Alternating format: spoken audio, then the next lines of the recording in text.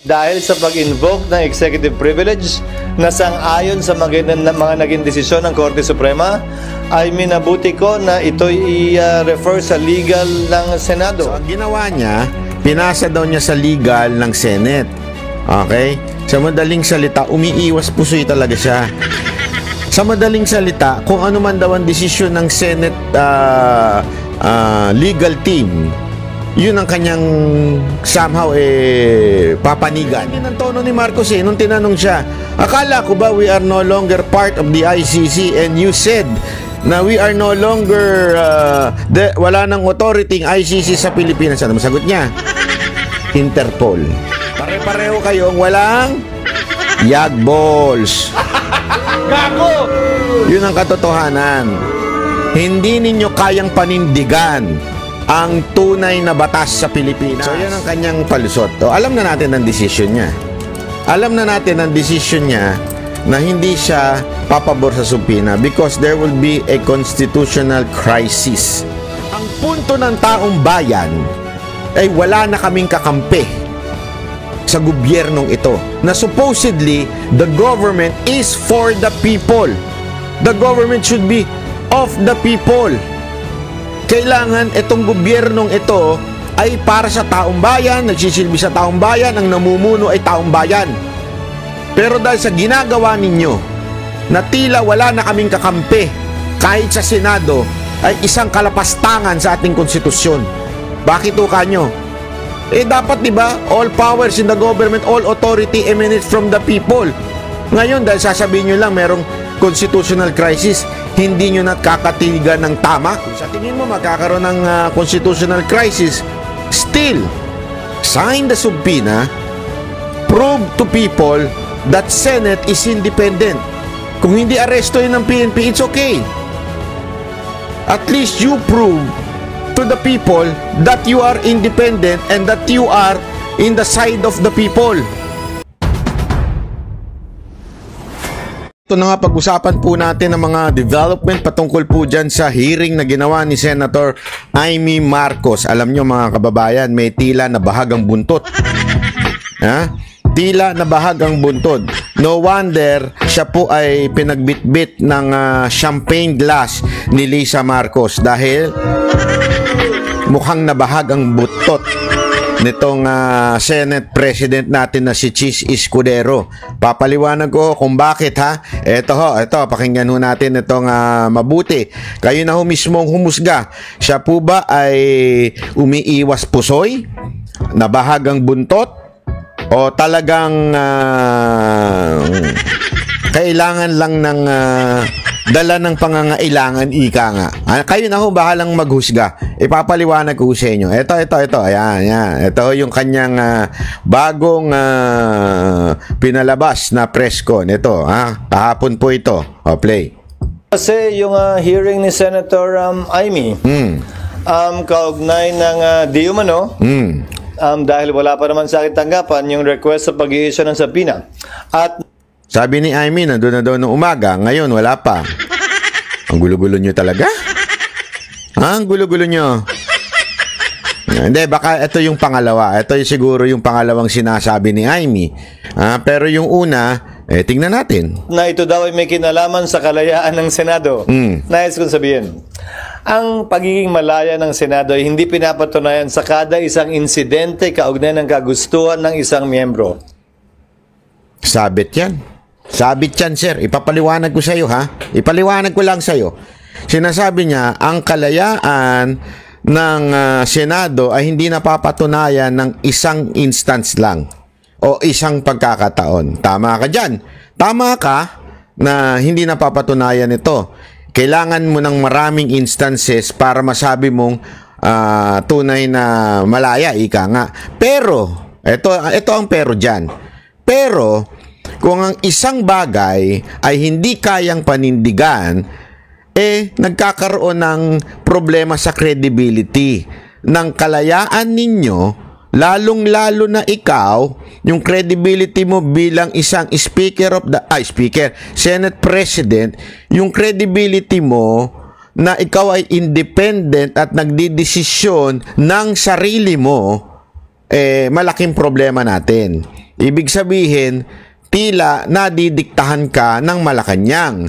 Maaring maaari mo sabihin na hindi lang ng isang instance napapatunayan ng kalayaan sabihin ng kalayaan kasi sinasabi niya yung pagiging independent ng Senate. Tama ka naman dun Kailangan, malay mo, doon sa ibang bagay, tumayo kayo bilang independent body. Pero ito kasi, ito yung mismong masusubok, masusubok kung talaga bagang ang Senado ay independent sa Malacanang. Kasi ito yung direct na banggaan ng utos ng Malacanang at yung batas na ipinatutupad ninyo. So direkta ito.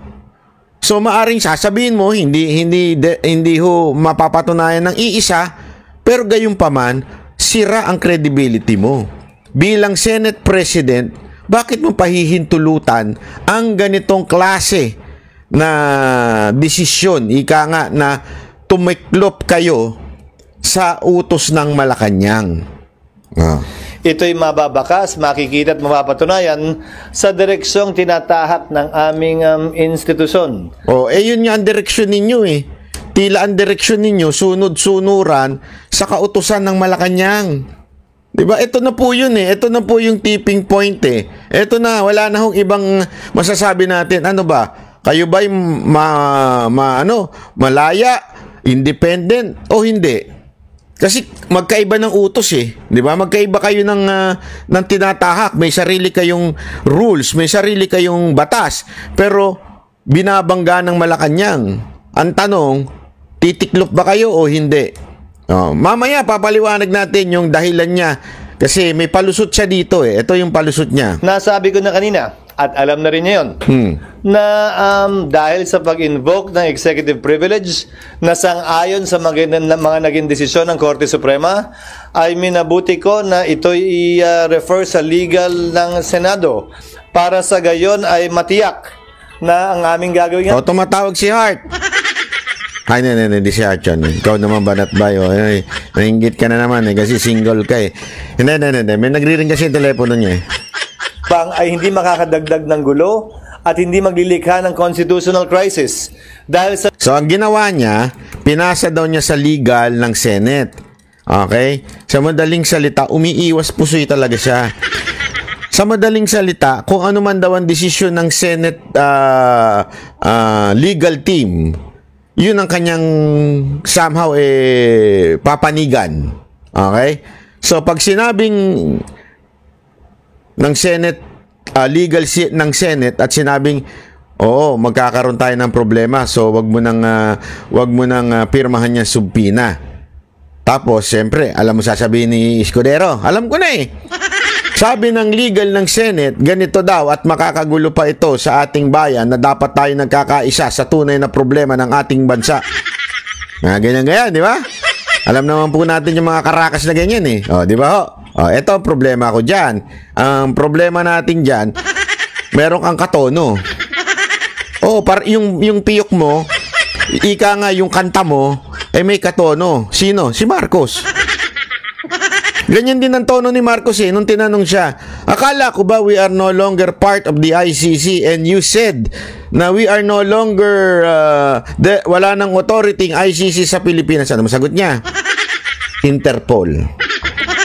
Hindi kami sumusunod sa ICC because we are no longer part of the ICC, but as a country who cooperates with Interpol, so Interpol ang may kasalanan. Interpol ang sinusunod namin. So ginawa niyang scapegoat yung Interpol. Sounds family? Sounds familiar mga kababayan? Ganyan din si Escudero, ganyan ang kanyang direksyon. Pag sinabi ng legal team, hindi naman kasi ito decision ko, decision ng legal team. Ilusot ka na naman, ganun ang dating, ya? Pare-pareho kayong walang yag balls. Gago! Yun ang katotohanan. Hindi ninyo kayang panindigan ang tunay na batas sa Pilipinas.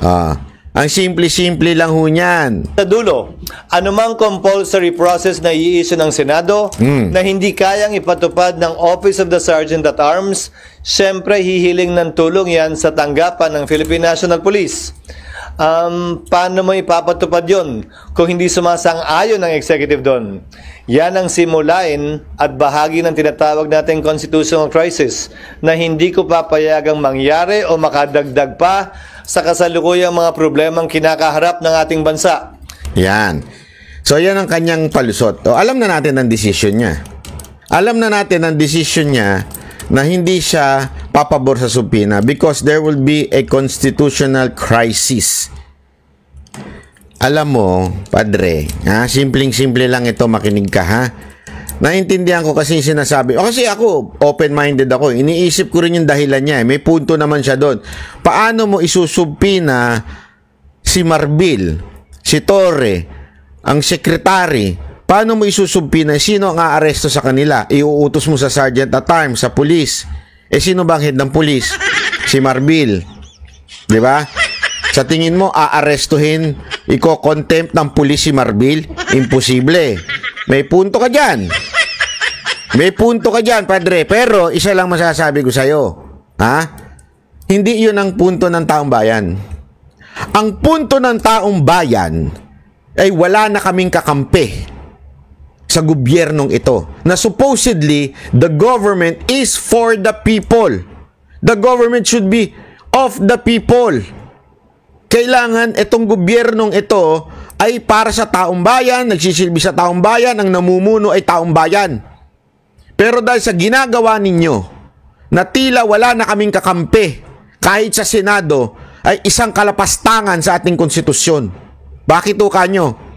Dapat, di ba, all powers in the government, all authority emanates from the people. Ngayon, dahil sasabihin nyo lang merong constitutional crisis, hindi nyo nakakatigan ng tama. Naintindihan natin mga kababayan, simpleng-simple lang ito.